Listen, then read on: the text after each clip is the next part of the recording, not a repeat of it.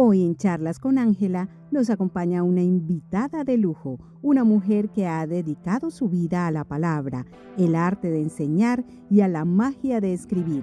Mónica Emma Lucía Chamorro Mejía, doctora en estudios lingüísticos, literarios y teatrales por la Universidad de Alcalá de Henares y magíster en didáctica de la lengua y ciencias del lenguaje por la Universidad Ca' Foscari de Venecia.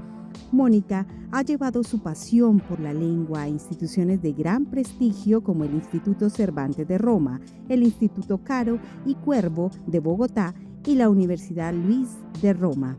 Su pluma también ha dejado huella. En 1998 recibió el Premio Regional del Cuento del Ministerio de Cultura y en el año 2000 el primer premio del concurso de narraciones breves. Fue finalista en el Premio Nadal de España y más recientemente su obra Asunción la consagró como ganadora del Premio Tristana de novela fantástica, otorgado por el Ayuntamiento de Santander.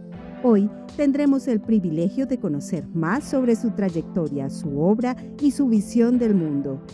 Muy buenas tardes, amigas y amigos. Bienvenidos a su programa del Ágora, Charlas con Ángela. Hoy vamos a invitar a Mónica Chamorro.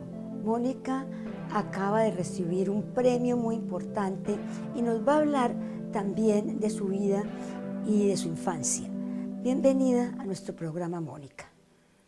Ángela, muchas gracias por invitarme. Es para mí muy especial tener este espacio de difusión, un espacio además con acento femenino, como siempre ha sido todo tu trabajo, toda tu obra y también todo este sentido de este programa de difusión. Muchas gracias. Bueno, Mónica, primero que todo, pues vamos a hablar de tu vida, de tu infancia. Tú naciste en Cali, ¿dónde naciste? ¿Cómo fue esos primeros años de tu vida? Pues es una pregunta que puede parecer, digamos, digamos, normal de hacer en estas circunstancias, pero creo que en este caso lo es especial, particularmente porque la novela, justamente con la que quedé finalista en el Premio Nadal, es una novela titulada Las necias que habla, precisamente es un poco de autoficción y habla de aquello que fue mi infancia, si bien no es en clave autobiográfica, pero digamos que es una novela que me ha ayudado a reescribir, a repensar, a implantar otra serie de recuerdos, de remembranzas de mi pasado y de mi infancia. Bueno, yo nací en Popayán. Estudié allí, lo primero que estudié fue Derecho, creo que apenas egresada te conocí justamente, y después vine a Cali por motivos sentimentales y también por motivos laborales. Trabajé en la Universidad de San Buenaventura y después viajé a Italia, donde estudié filología de las lenguas romances y después hice una maestría en ciencias del lenguaje en la en la Università Ca' Foscari de Venecia y finalmente un doctorado en estudios lingüísticos, literarios y teatrales en la Universidad de Alcalá de Henares. Y bueno, todo esto me ha llevado a la vida académica, pero en realidad mi pasión, aquello que realmente mueve mi historia, mi vida, es la literatura. Y en ese ámbito, pues he procurado crecer, escribir, vivir, porque sin vida no hay literatura, ¿no? Y yo también creo que sin literatura no hay vida. Eso creo que es importante. Claro que sí. ¿Y cómo, digamos, fue, pues tú dices que tu libro también tiene mucho que ver con revivir tu pasado? ¿Cómo fue, digamos, o quién influyó en tu vida para que tú decidieras escribir, por ejemplo? Definitivamente mi abuela. Mi abuela, ella era una antigua maestra de escuela. Ella era una de esas antiguas maestras de escuela de los años 20 en Colombia, que hubo no, quizás después, quizás posteriormente, en los años 30 en Colombia, que creo que en la época de López Pumarejo, que hubo esta revolución en marcha, se buscó establecer una red de escuelas locales y una red de bibliotecas locales. Y de hecho hay un trabajo muy interesante de Germán Colmenares sobre esto. Y ella es una de esas maestras de escuela que, por ejemplo, fue formada en el método Montessori, que pues era novedoso, aún en Europa y más aún en estos tiempos. Entonces, mi abuela, quien definitivamente pues me acompaña en la crianza, porque mi madre, ella pues es antropóloga, feminista, digamos, en ese sentido creo yo que de segunda generación, una mujer que sale a trabajar, que se va un poco a comer el mundo y en ese sentido, digamos que en cierta medida el trabajo de madre cercana lo hace mi abuela.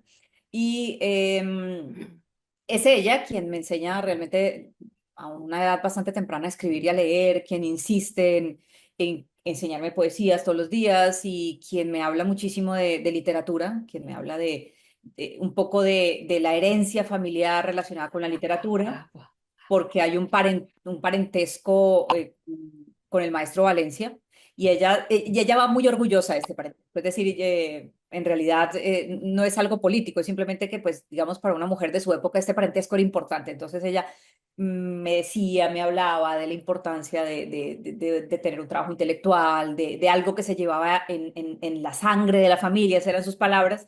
Y pues para mí no tiene mucho sentido en ese momento, pero lo ha adquirido, ¿no? Ha adquirido más bien en el sentido de una visión generacional. De hecho, de eso trata mi novela, se llama Las Necias, porque creo que la única forma de lograr ser una mujer que en ese momento, estoy hablando de mi abuela, de las primeras décadas del siglo XX y de la época de mi mamá, estamos hablando de los años 60, 70, más bien de los años 70, había que ser una necia, ¿no? Había que ser muy necia para poder imponerse, para poder hacer rupturas con toda la estructura social que rodeaba el hecho de ser mujer, la apropiación de la propia vida, la apropiación del propio cuerpo.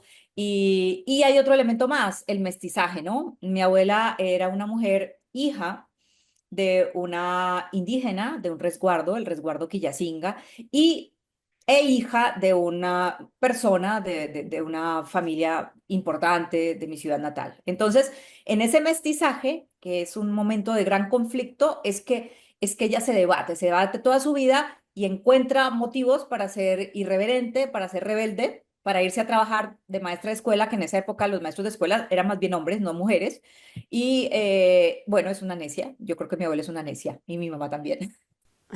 Ya. ¿Y tú eres única hija o tienes hermanos? ¿Tuviste hermanos? Una hermana, una hermana que ella actualmente es pediatra. Ella es bastante menor que yo, tiene unos años menos que yo, no voy a decir cuántos para que nadie haga cuentas de esa naturaleza, pero la verdad es que sí, tengo una hermana, efectivamente, tengo una hermana. Después de que tú bueno, en algún momento de tu vida, tú te vienes, ya estudias en Cali, ya eres abogada y te voy a mostrar una foto y tú me dices qué piensas de esta foto. Bueno, es una foto que ya tiene, estoy en Estocolmo, si no estoy mal, es una foto que tiene ya algunos años y sí, sí, sí, y me veo muy joven en comparación, obviamente. Bueno, acabo de tener a mi hija y bueno, estamos como también porque hay unas rutas musicales en mi vida y en esas rutas musicales yo viajo, ¿no? Viajo y conozco, veo el mundo y eso es un elemento muy importante para mi formación como mujer, como madre, que siempre he dicho que es el trabajo más maravilloso que he tenido en mi vida, y como artista también. Entonces creo que así es. Mónica, ahora queremos pues, ya vimos esta foto, hablar un poquito de cómo fue ese camino tuyo por Europa y regresar luego a Colombia. En realidad yo creo que suena curioso decirlo, pero creo que todos tenemos algo así como el viaje del héroe, ¿no? Que es como un tópico en la literatura. Yo creo que ese viaje no necesariamente es exterior, es interior. Y yo creo que el viaje en Europa para mí fue más bien un viaje interior que un viaje exterior, porque finalmente las ciudades, los lugares son notas de fondo.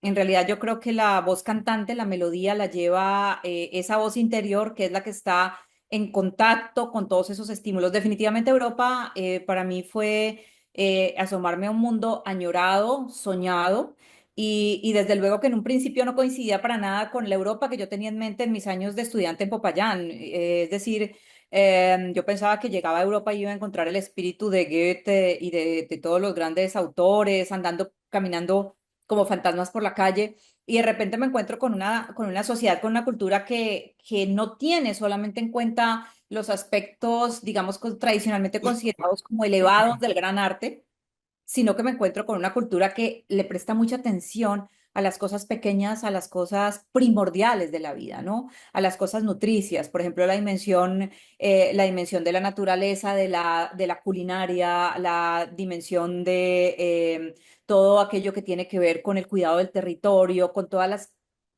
peculiaridades y particulares de cada uno de los países, con, digamos, esa herencia cultural que no está en los libros, que no está Ujú. en los museos, que está en el interior de la gente, ¿no? Que está en las lenguas que hablan, en los sentimientos que tienen, en los gustos, en el paladar de las personas, en espacios de la sensibilidad que precisamente creo que son muy femeninos, ¿no? Porque normalmente estamos acostumbrados a pensar en la cultura, esa cultura con C mayúscula, que es una cultura de las grandes obras del pensamiento, de las grandes obras de la música, de las grandes obras de la literatura, y de repente, cuando llego a Europa, lo que más me impacta y lo que me parece que realmente para mí fue interesante es esa cultura con C pequeña, esa cultura que no está en los libros, esa cultura que está en la percepción de lo cotidiano, que está en ir a la panadería, que está en ir al supermercado, que está en caminar por una calle y ver cómo la gente se viste, cómo la gente se dirige una a la otra, cómo es la relación entre las personas, cómo son las relaciones interpersonales, por ejemplo, cómo es la maternidad. Para mí,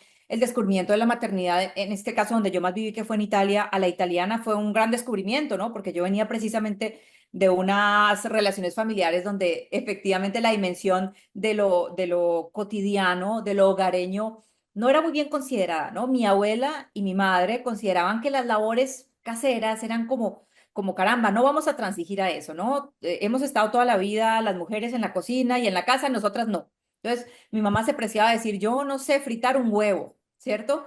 Porque yo soy antropóloga, yo investigo. Cuando llego a Europa y me doy cuenta que en realidad la dimensión nutricia de la mujer, el papel de la mujer en el hogar y en la maternidad es una dimensión supremamente importante y es una dimensión que no es considerada como un rol peyorativo, sino como un rol primario, importante, no primario, sino de primer lugar, ¿no? Entonces, para mí Europa fue un descubrimiento de sensibilidades, de gustos, de relaciones interpersonales, de lenguas, de paisajes, de sabores, de olores y de esa cultura que todo lo impregna, ¿no? Que impregna desde las piedras simples de las calles y de los parques hasta las piedras de los grandes monumentos, ¿no? Eso para mí Europa es esencialmente un lugar donde la historia está en cada objeto.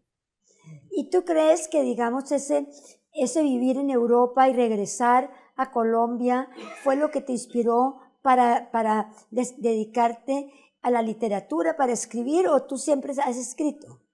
Realmente yo siempre he escrito, desde que antes de irme a Europa ya tenía pues algunos relatos, cuentos, incluso un libro de cuentos no publicado, un libro de poemas no publicado, y también había tenido la oportunidad de recibir algunas distinciones, en particular el premio del Ministerio de Cultura de Narraciones Breves en el 98, y siempre había querido escribir. Yo siempre pensé, bueno, había un mito cuando yo estuve en la universidad y es que un buen escritor va a vivir a París, a una guardilla y además a pasar hambre, ¿no? Entonces, los grandes escritores del siglo XIX habían vivido confinados en esos espacios minúsculos que son el sixième étage en París, el sexto piso en París, donde uno vive confinado y tiene amigos de la bohemia, ¿no? En fin.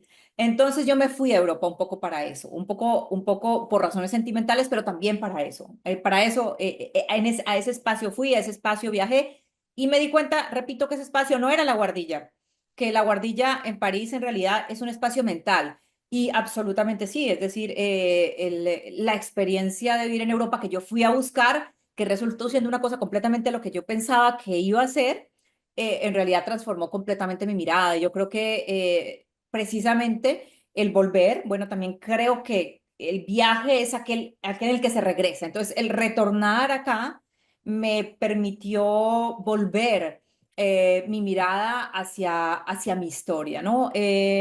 En cierto momento, yo viví casi 14 años en Europa, me empecé a sentir como un expatriado, ¿no? Creo que se llama apoda, no es apoda, ¿sí? Empecé a decir, bueno, ¿yo de dónde soy? Ya me estaba olvidando el español, empezaba a hablar con un montón de interferencias y empezaba a sentir que tenía que volver, porque yo nunca pensé en ese viaje, en un viaje solo de ida, yo siempre había pensado en volver, pensé en irme 3 años, después 4, 5 y me fui quedando, pero en determinado momento dije, no, hay que volver.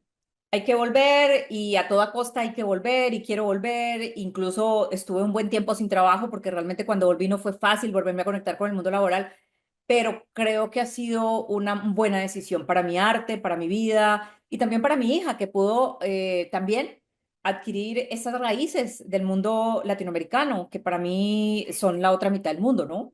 ¿Qué edad tenía tu hija cuando regresaste? 6 años. O sea que tu hija creció en Colombia.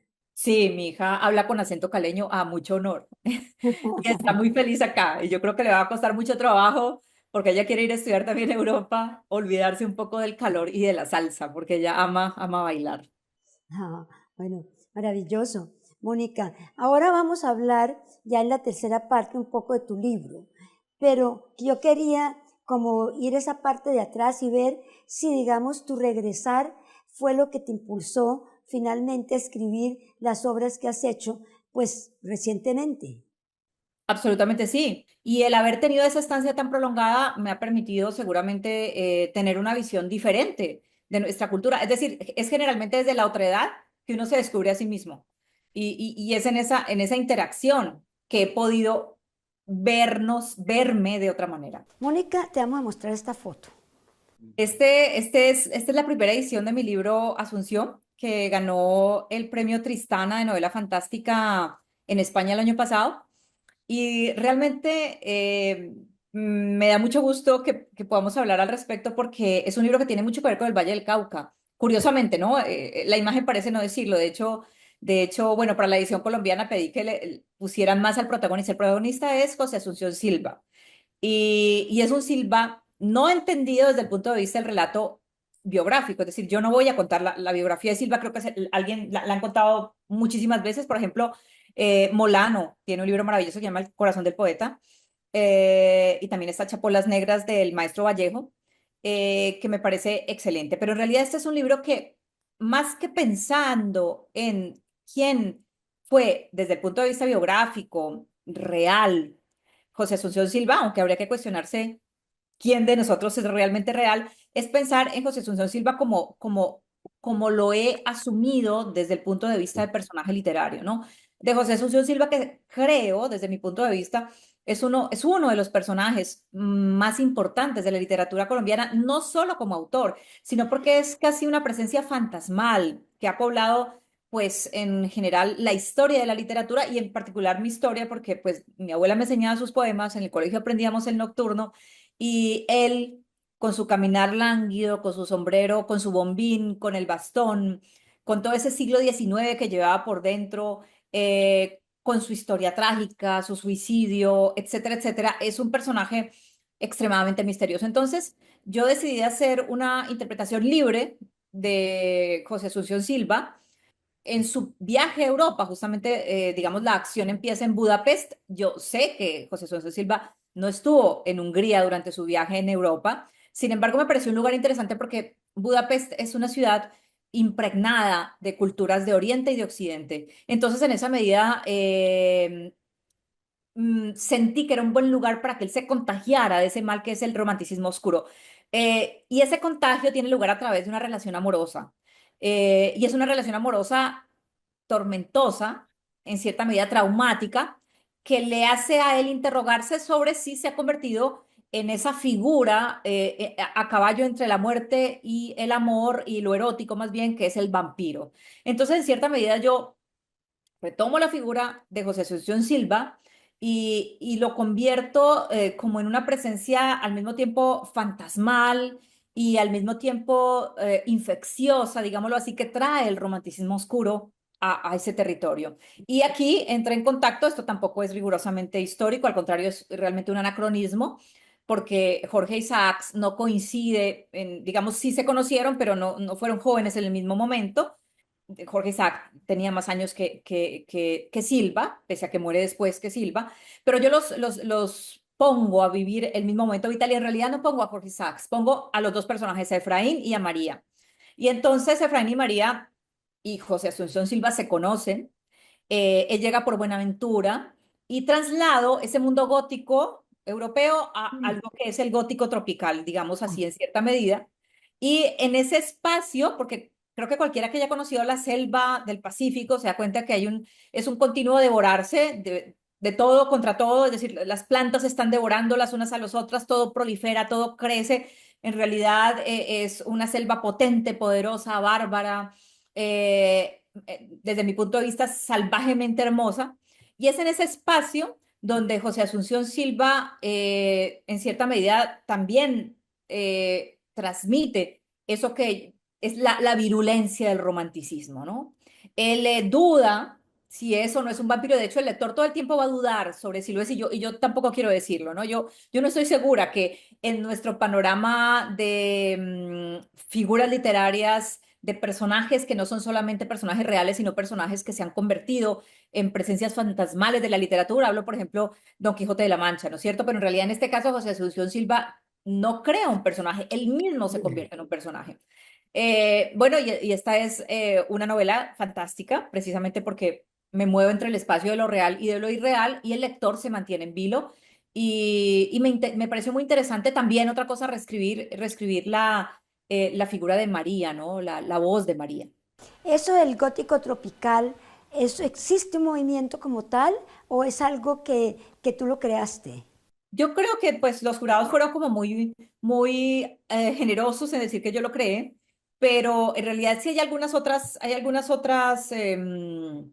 manifestaciones, pero bueno, digamos que tal cual como yo lo propongo, quizás no.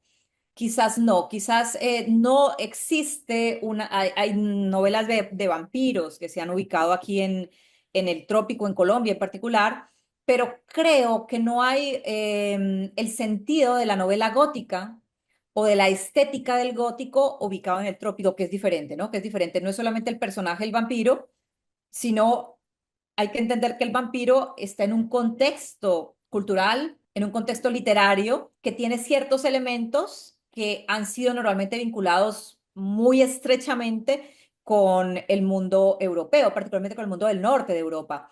Y el considerar la naturaleza tropical como un espacio del gótico, quizás sí es algo, digamos, original, o bueno, pretenciosamente original, digámoslo, o tal vez original, no lo sé. Igual en tus obras siempre hay algo que tiene que ver con la muerte, ¿cierto? O por lo menos en esta anterior y en esta, y eso es lo que lo mantiene a uno, casi se puede decir, en algo parecido a Agatha Christie, pero no necesariamente, pero que uno siempre está visualizando en esa parte de la muerte. ¿Cómo entra eso en tu literatura?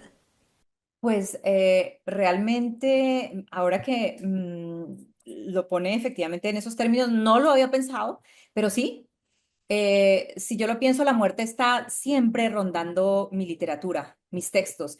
Y también Las Necias, que es esta obra que es finalista del Premio Nadal, es una obra que tiene que ver profundamente con la muerte, ¿no? Yo creo que nosotros en Latinoamérica tenemos la muerte muy cerca siempre, ¿no? Nos toca el hombro. Vivimos en Colombia y en Latinoamérica en una sociedad donde la muerte no es algo lejano, no es una de las experiencias que tuve viviendo en Europa es que a veces hay como una supresión simbólica, es decir, no se ven muchos ritos funerarios, no se ven ni siquiera muchas funerarias, es decir, como que es como si la muerte estuviera en un lugar apartado, mientras que para nosotros la muerte es algo como mucho más cotidiano. Y yo creo que en ese sentido mis novelas son muy latinoamericanas, muy colombianas. Y me has hecho pensar precisamente en eso, no lo había pensado. Y sí, la muerte es seguramente protagonista. En Asunción lo es absolutamente, porque los vampiros son efectivamente figuras que combinan lo mortal con lo erótico. Las necias también. Todo sucede todo termina alrededor de la muerte también. ¿Tu obra, la que acabas de recibir el premio, es por Las Necias o por Asunción?